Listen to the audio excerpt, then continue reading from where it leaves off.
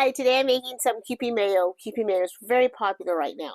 Now, in 1925, Tokurio Nakashima came to America and he went home and made Japanese version of our mayo and named it Kewpie. Had a little Kewpie doll on it because I think that was his little nod to the Americana. The biggest difference is that he uses just the egg yolks and not the whole eggs, and that makes it much thicker and creamier than our mayo. He also added a little sugar, which is not typically in ours. So this is how you make Kewpie Mayo.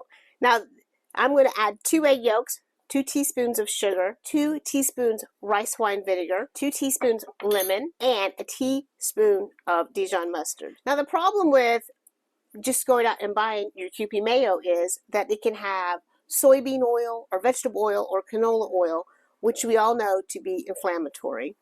It can also have natural flavors, which we all know aren't all natural. It can have MSG, it can have flour, teaspoon of kosher salt. Now I'm doing 1 cup avocado oil. Now you could do this with olive oil, but I think olive oil really just takes over and you kind of just taste the olive oil.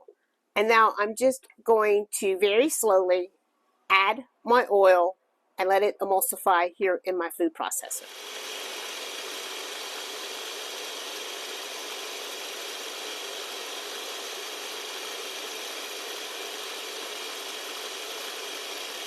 And just like that, Kewpie Mayo.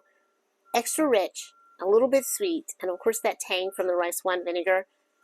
Nothing artificial, no bad oils, just everything that you know exactly what's in it. And it tastes amazing. Perfect. Thanks for watching, and I'll see you later.